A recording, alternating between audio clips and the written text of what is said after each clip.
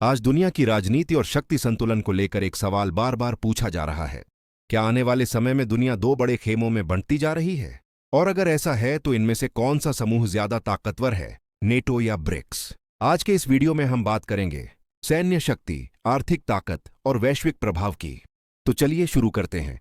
सबसे पहले समझते हैं नेटो क्या है। नाटो यानी नॉर्थ अटलांटिक ट्रीटी ऑर्गेनाइजेशन, यह एक सैन्य गठबंधन है जिसकी स्थापना वर्ष 1939 में की गई थी। नेटो का मुख्य सिद्धांत है एक पर हमला, सब पर हमला। इसका मतलब यह है कि अगर नेटो के किसी एक सदस्य देश पर हमला होता है तो बाकी सभी देश उसे अपने ऊपर हमला मानते हैं। आज नेटो में अमेरिका, ब्रिटेन, फ्रांस, जर्मनी जैसे दुनिया के सबसे ताकतवर और तकनीकी रूप से उन्नत देश शामिल हैं। अब बात करते हैं ब्रिक्स की। ब्रिक्स कोई सैन्य संगठन नहीं है। ब्रिक्स एक आर्थिक और कूटनीतिक समूह है। ब्रिक्स में शामिल हैं ब्राजील, रूस, भारत, चीन और दक्षिण अफ्रीका। इस समूह का उद्देश्य है पश्चिमी देशों के प्रभाव को संतुलित करना और विकासशील देशों की आवाज को मजबूत बनाना। ब्रिक्स देशों की सबसे बड़ी ताकत है उनकी जनसंख्या, उनकी तेजी से बढ़ती अर्थव्यवस्था और उनका भौगोलिक विस्तार। अब आते हैं असली सवाल पर, सैन्य ताकत। अगर सिर्फ सैन्य ताकत की बात करें तो नेटो दुनिया का सबसे शक्तिशाली सैन्य गठबंधन माना जाता है। नेटो के पास है अत्याधुनिक हथियार, बेहद उन्नत तकनीक और दुनिया का सबसे बड़ा सैन्य बजट। अमेरिका अकेले ही नेटो की सैन्य ताकत का एक बड़ा हिस्सा है। वहीं दूसरी ओर ब्रिक्स के देश अलग अलग सेनाओं के रूप में बेहद शक्तिशाली हैं, लेकिन उनके पास नेटो जैसा संयुक्त सैन्य कमांड सिस्टम नहीं है। हालांकि रूस और चीन दोनों ही परमाणु शक्ति संपन्न देश हैं और भारत भी एक बड़ी सैन्य ताकत है।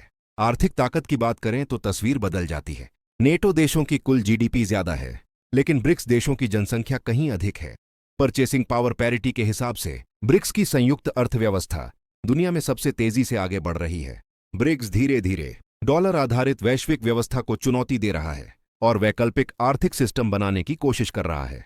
अगर नेटो और ब्रिक्स आमने सामने हों तो ये समझना जरूरी है कि ब्रिक्स कोई सैन्य गठबंधन नहीं है, इसलिए नेटो और ब्रिक्स के बीच सीधा युद्ध होना बहुत मुश्किल और अव्यावहारिक है।